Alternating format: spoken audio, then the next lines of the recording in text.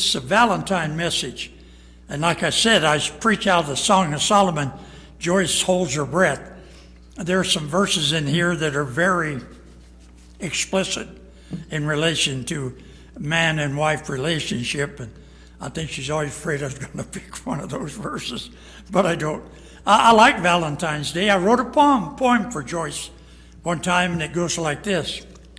Love, it's such a funny thing. It's kind of like a lizard. It wraps itself around your heart and nibbles at your gizzard. It makes you do all kinds of things you wouldn't as a rule, like make up silly poetry and hug and kiss and drool. I thought it was a pretty good little poem. Anyway, I wrote that some years ago. I think I borrowed the gizzard and the lizard somewhere. Title of the message this morning, Leaning on Your Beloved. Watch the scripture, please. I'm in Song of Solomon, chapter 8, verses 5 through 7, just those verses. Who is this that cometh up from the wilderness, leaning upon her beloved? I raised thee up under the apple tree. There thy mother brought thee forth. There she brought thee forth that bare thee. Set me as a seal upon thine heart, as a seal upon thine arm. For love is strong as death. Jealousy is cruel as the grave. The coals thereof are coals of fire, which hath the most vehement flame. Many waters cannot quench love, neither can the floods drown it. If a man would give all the substance of his house for love, it would utterly be contemned. Contemptible is the word, contemned. It would be contemptible to try to buy love. It can't be done. The scene is that of the bridegroom and his bride. That's what this whole section is. Solomon and his wife. I've forgotten her name. Starts with an S. Anyway, it's a picture of Jesus Christ and the bride that he's gathering over this 200 years, or 2,000 years. We're the bride. All the believers saved since the resurrection are the bride of Christ. Jesus has a wife, and her name is Israel. Jesus has a bride, and his bride is named the church. And one day all of us will be gathered together to him. So while we do this, think of it in one hand as Jesus with all his believers gathered together, his bride. On the other hand, think of it as a man and his wife. This is applicable by reference. You can take this and refer it to a marriage and to a relationship between a husband and his wife. I picture in my mind two have walked together for years. The best picture in my mind of that, I did a meeting in Arkansas. Can't remember the name of the town. A pastor friend of mine invited me to come in evangelism. And while I was there, an older couple in the church had their anniversary party. Are you ready? It was their 81st anniversary. She was 13 when they married. He was 16. That meant that she was 94 and he was 97 at the time of the party. Now that's together a very long time. We're coming up on 57 years here yet this month.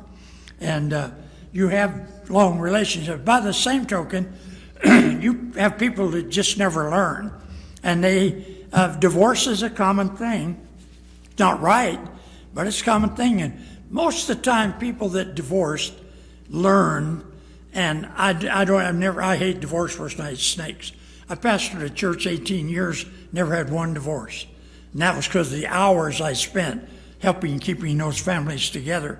But the idea of I'll give you the best example I know. I had a young lady, was related through staff that I had. She wanted to marry a guy, and I was really skeptical about it. This would have been his third or fourth wedding. I can't remember which.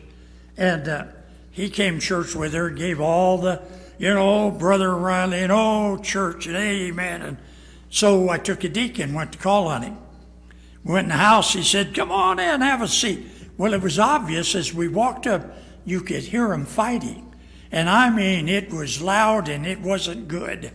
We stood at the door for a while, and I turned to the deacon, I said, "We're going in."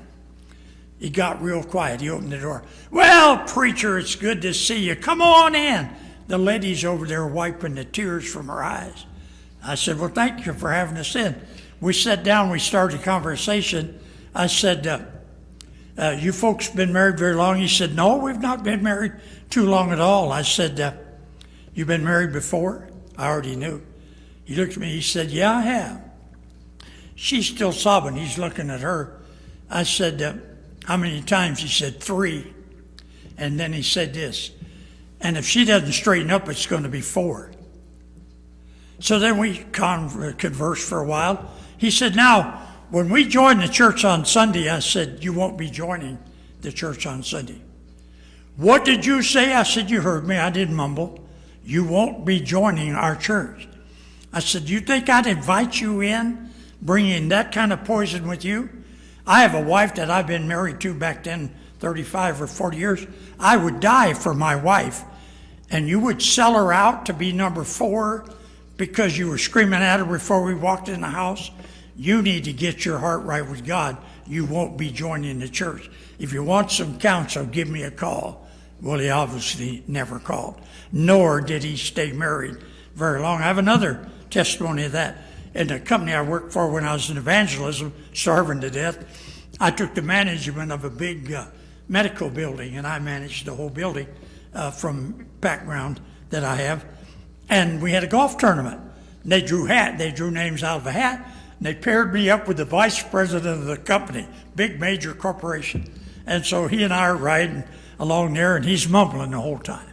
He said, "I can't believe she's doing this to me." I said, "Who's doing what?" He said, "Oh, that wife of mine. She just served me with divorce papers." He said, "Can you believe it?" I said, "How many times you've been married?" He said, "This is the 3rd one." He said, "Now she's sued for divorce." He said, "Do you know how much alimony I pay with those 3? And I said, "Boy, it must be hard." He said, "How many times you been married?" I said, "Once." He said, "To the same woman?" I said, "Yes, sir, once." He said, "Have you never thought about divorce?" I said, "No, murder, but never divorce." And I told that here when I was first here. We were running a lot more than this. And when I told it, everybody laughed. But they weren't looking at me. They were looking at Joyce. So I turned over and looked at Joyce. She has a big smile on her face, and she's going. I told her I went home and hid all the knives, took all the bullets out of my guns for a couple of months. She had my attention. Well, not really. I'm just making that up. You can get either extreme. Now, I'll tell you what, it's not always easy. There are things mentioned in here that kind of bring up the good and the bad. You can't have one without the other. Somebody tells you, "Boy, I had this told of a family. My mom and dad never fought." "Son, don't tell me that. I know your mom and dad very, very well." And the dad's over there going like that, and the mother's going like this. I don't know where the kid got his memory. You would know the man if I named him with the Lord now. There's up and down, no doubt about it. I want to show you 4 things in this text. A Valentine message entitled, "Leaning on Your Beloved." This is it in this message, this relationship. Mine sitting right over here. And you have family. Not just your wife. You've got kids, grandkids, mother and dad, aunt and uncle. The family. You got family. Everybody has family. I want you to notice 4 things in this message.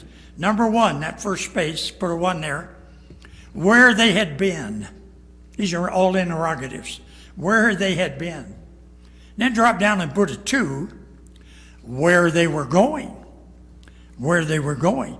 The first is 5a, verse 5a, and the second is 5b. And then the third, put a 3 there, what they had vowed. That's in verse 6. And then lastly, put a 4th in that indent, and write down there what they both knew. And that's verse 7.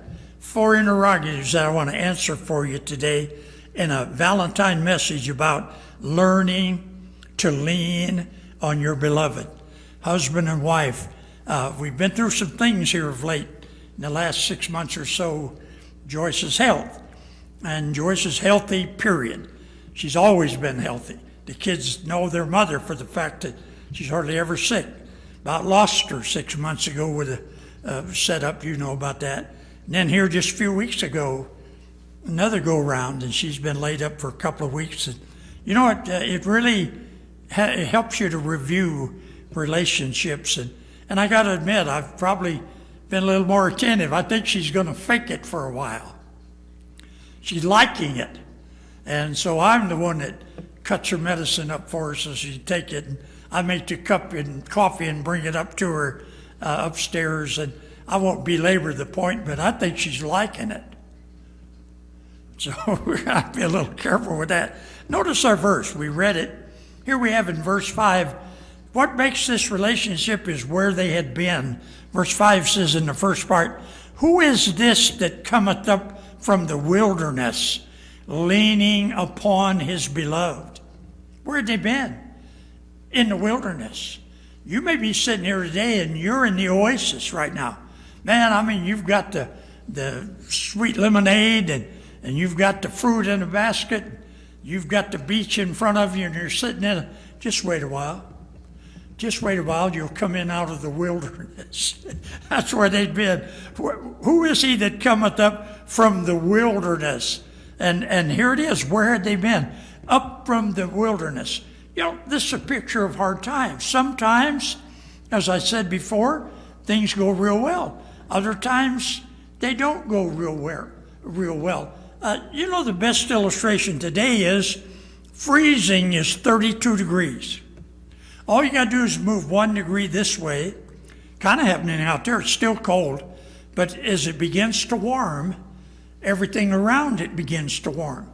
But if you're 32 degrees and you go 1 degree this way, everything begins to freeze more solid.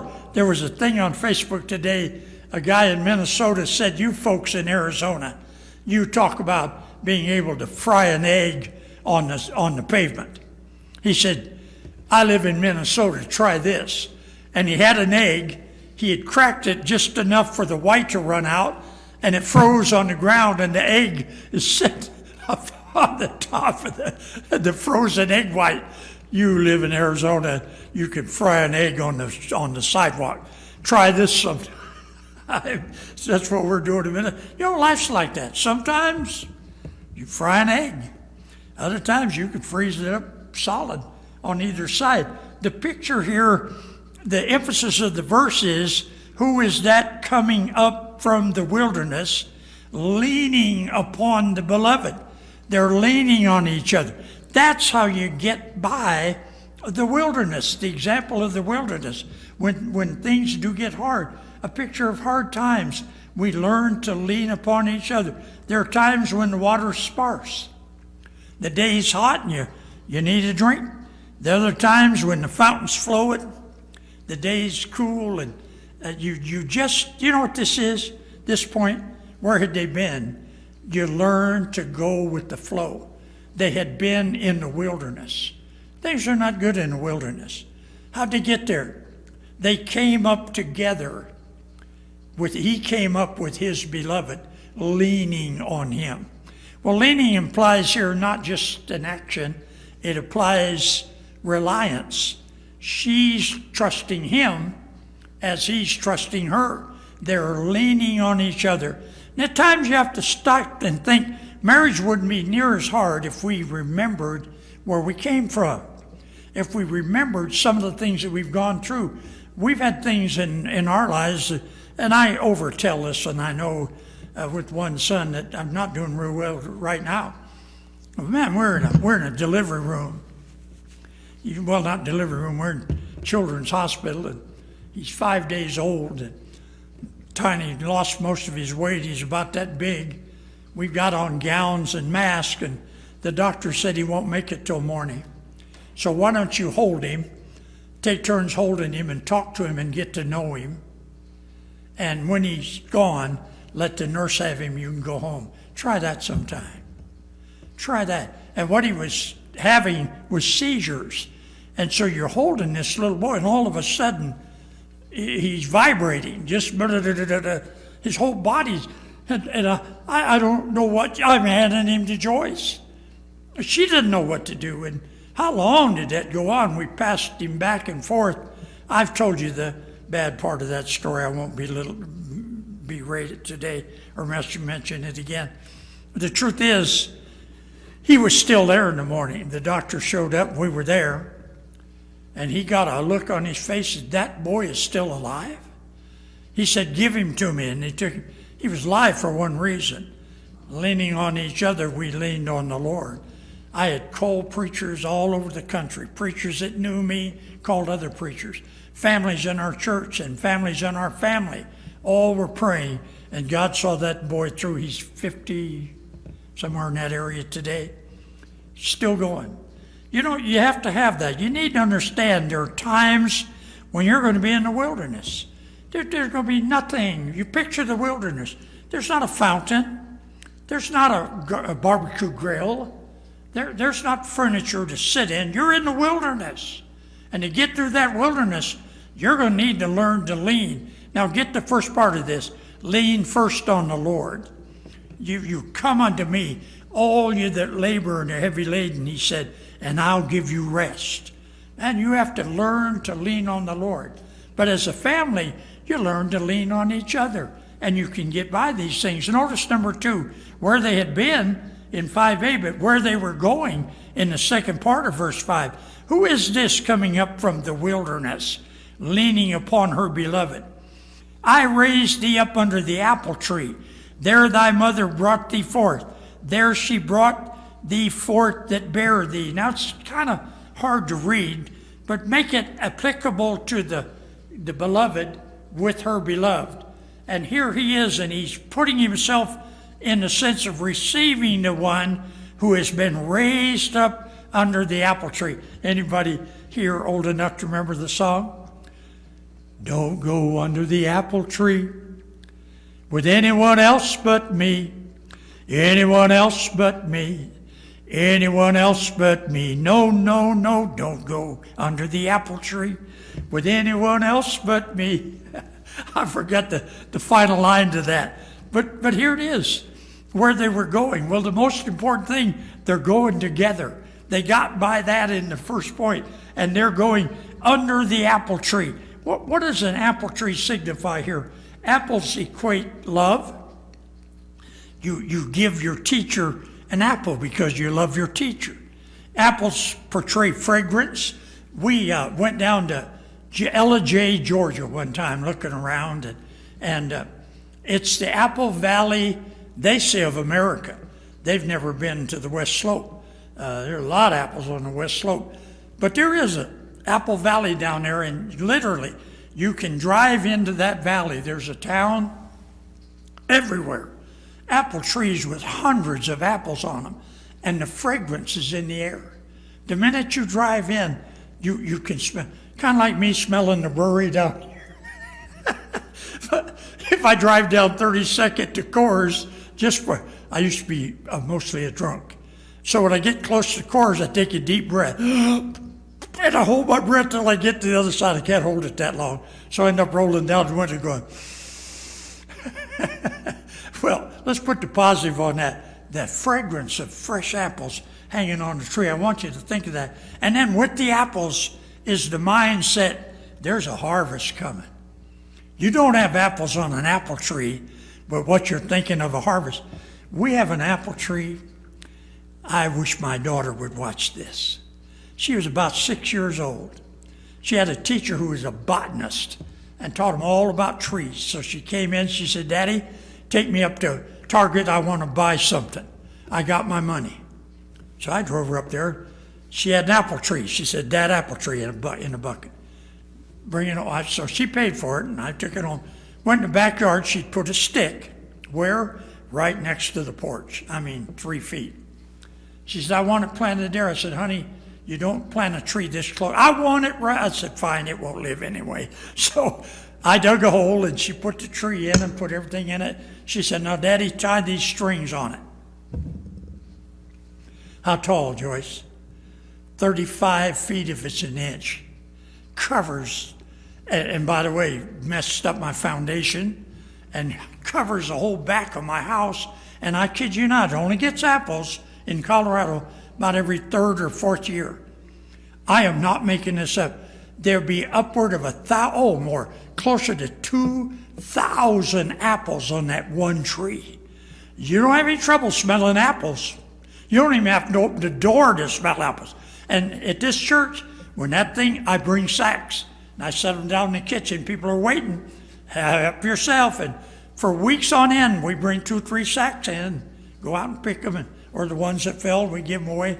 Hundreds, am I telling the truth, Joyce? Hundreds of apples. Now, the truth is we haven't had a harvest for a couple, 3 years. We won't get one this year. Every bud froze off. And it's hard in Colorado. But you know what? I'd welcome it. I never thought I'd ever say that. I'd welcome it to get a nice big harvest and share with you some of those apples. Where were they going? He said, I raised thee up under the apple tree. It's pictures where they were going. He was going back to a better place. They were looking forward. And you know, all the good things after you've been through a wilderness, all the good things kind of stand out. You think about what it's going to be like. You can almost smell it. You think about the good things that are going to come out of it because you got through the hard time. Where were they going? To the apple tree. And oh, the fragrance. Oh, the love relationship. Oh, the sweetness. Oh, the harvest that comes from a wonderful apple tree. I think of the other song we used to sing years ago. Sweeter as the days go by, sweeter as the days go by, richer, fuller, sweeter, then our love is sweeter, sweeter as the years go by. That's what you have to look forward to, going up to the apple tree. And here they are going up there, looking forward to a better time. By the way, the word here said, I raised thee up. To raise up means to restore. This particular word, we've come out of the wilderness. Now we're going to restore our relationship. Maybe you've let things get taken for granted. And it's easy if you've been married a long time. Don't do that. And I don't wish on you hard times to make you understand that. But sometimes it's the only thing that'll help you understand that. When I think of what COVID could do to Joyce because of her health condition, I have to be very careful where I go and what I do. And if anybody would have told me I'd ever get a flu shot, hey, I'm a man. I'll just fight my way through it. I went and got a COVID shot. You know what's happening now? I'm reading on Facebook all the bad things that can happen to you because you took that dumb shot. But I did it. And if anything happens, I told her, put on my tombstone, I did this for you. Where had they been? In the wilderness. Where were they going? Get up under the apple tree where the things are sweet. Notice the third one in verse 6, what they had vowed. I think this all came from the wilderness and from being under the tree. Verse 6, set me as a seal upon thine heart. He's still speaking to his beloved. As a seal upon thine arm. For love is strong as death. Jealousy is cruel as the grave. Something must have happened when they were in the wilderness that had to do with jealousy. Don't know what it was, but it really bothered him.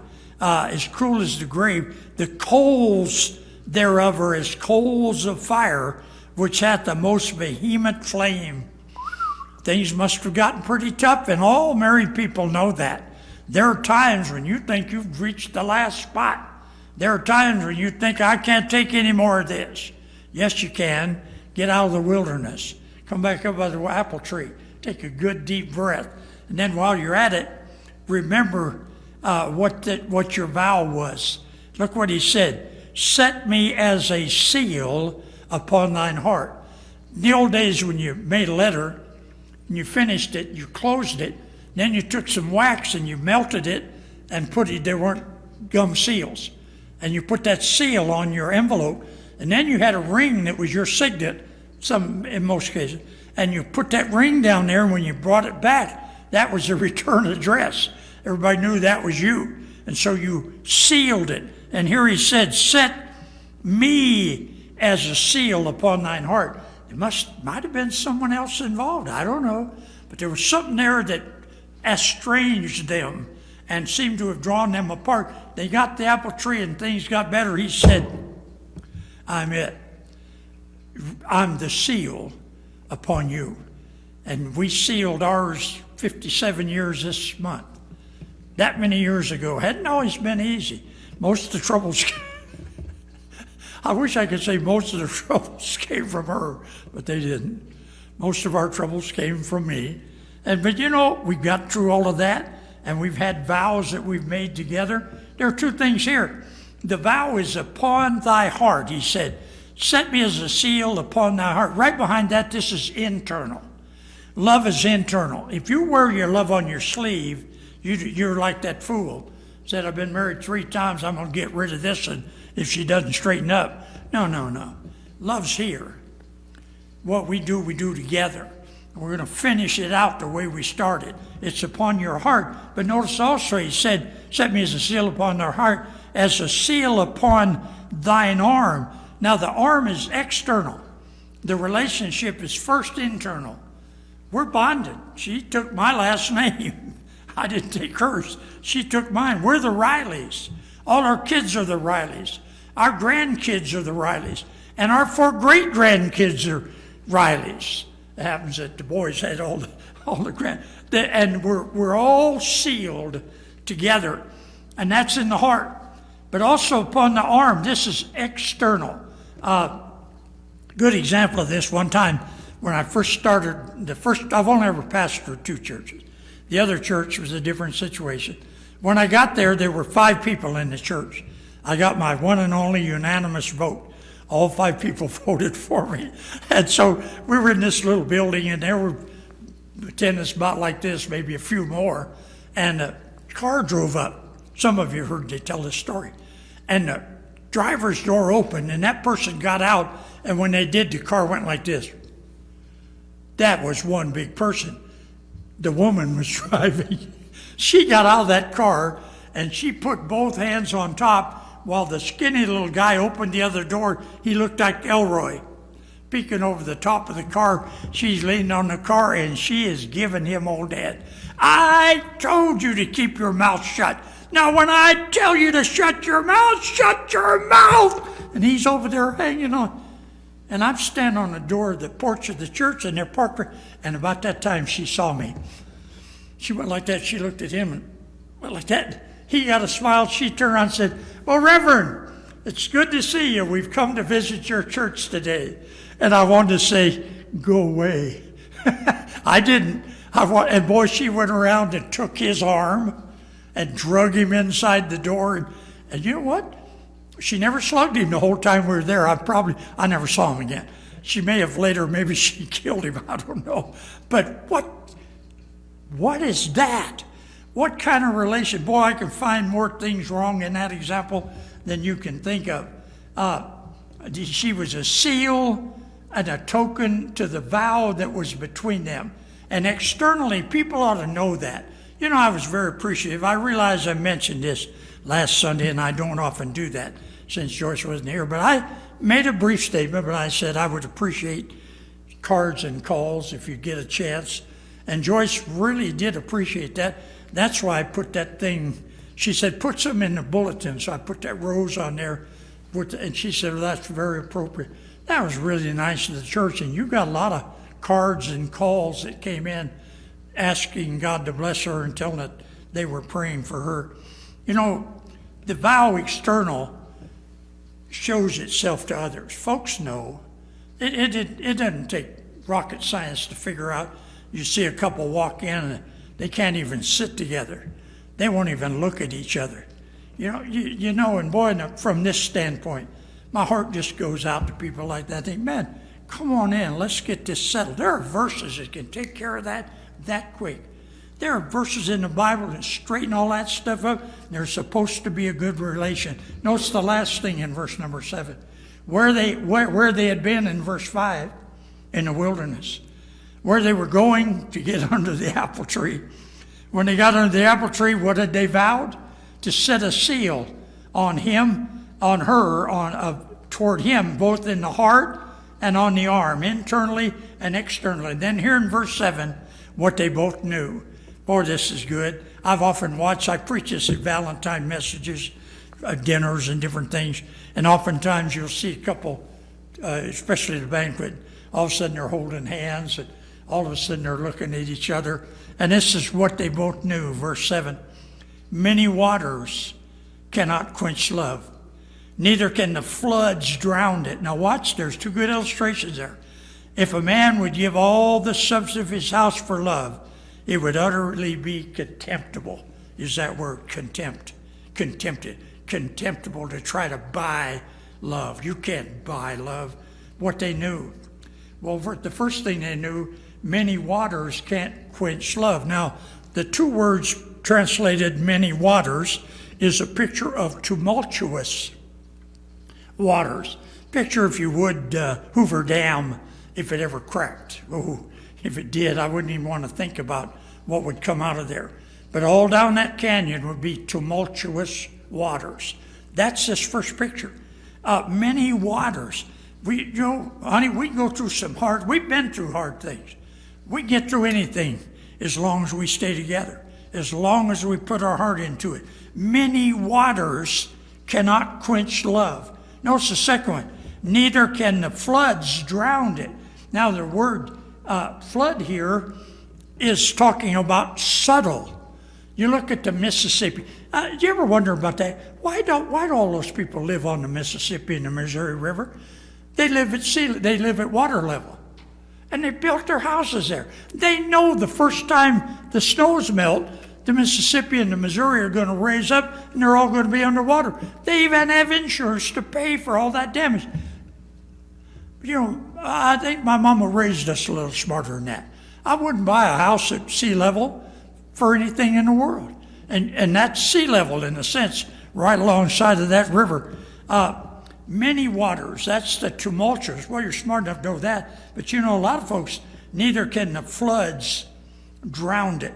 And that's the subtlety of water coming up.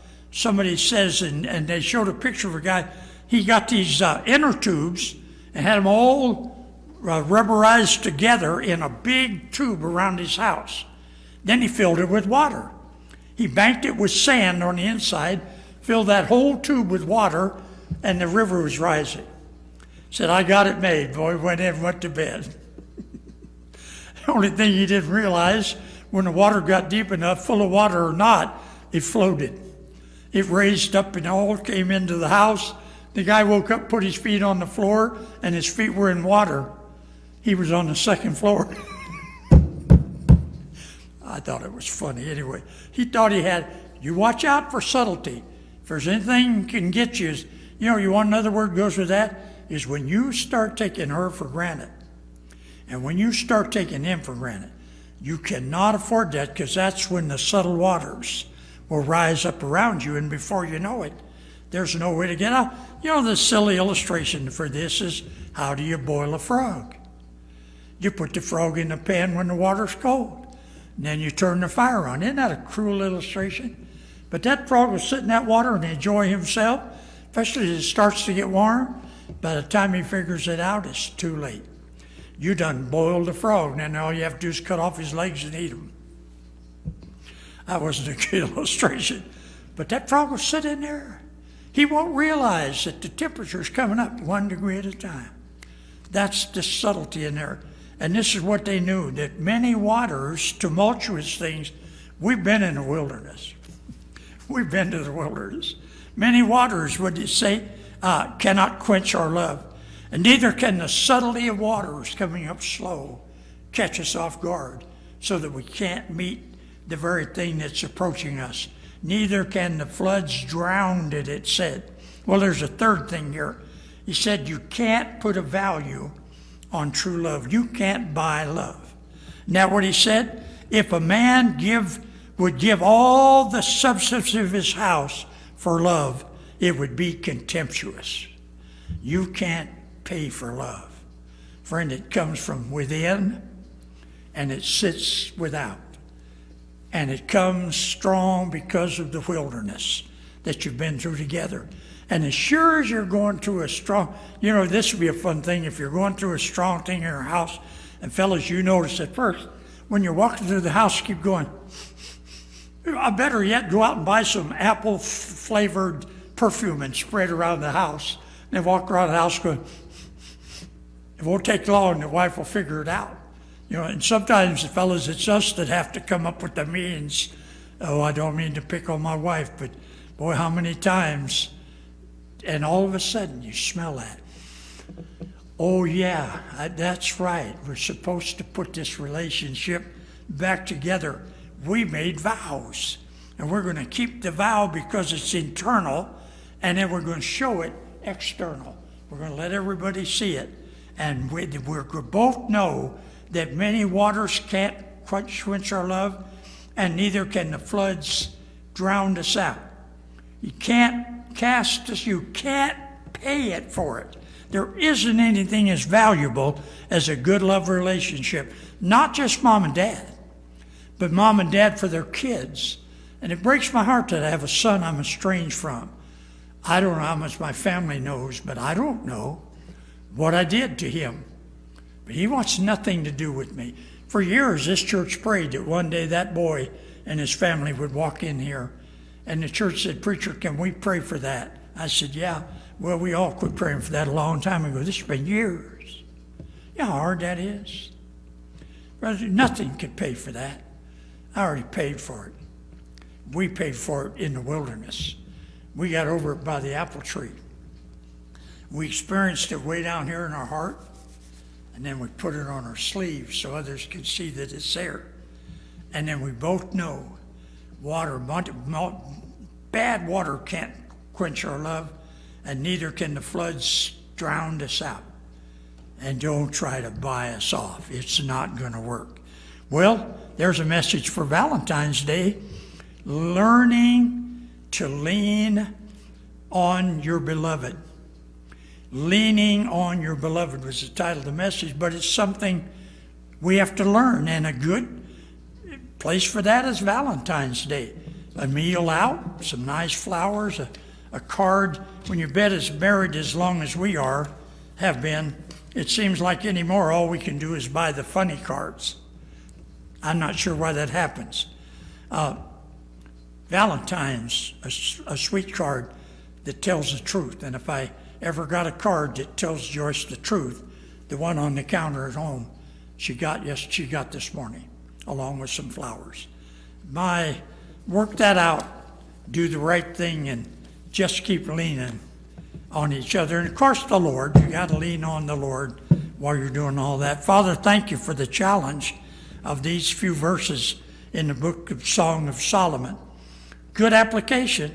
Every bit of it points out what makes a marriage a good marriage and what keeps a family together. God bless us, encourage us today, dismiss us with your blessing, and yes, bring us back again tonight for the second service. We'll thank you in Jesus' name, amen. All right, Ruby, you didn't tell me to get this song, but I'm going to go ahead and do it anyway. Let me get it here. I'll blame it on her. I know the one I want. Let me find it. 272. Yeah, 272 will do it. Just a verse of a song to end the service. You can stand if you like. 272.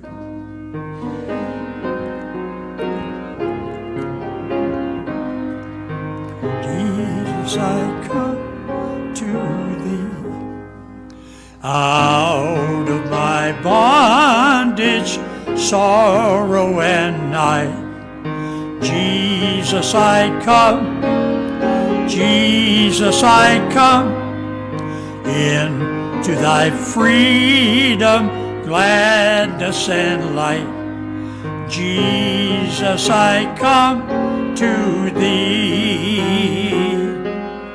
Out of my sickness into thy health, out of my want and into thy wealth, out of my sin and into thyself. Jesus, I come to thee. All right, you folks that stayed home from the cold and watched this on Facebook or YouTube, The weather's going to be nice this afternoon. Be a good time to be in the presence of a service. We'll see you tonight. Give me time to get to the door.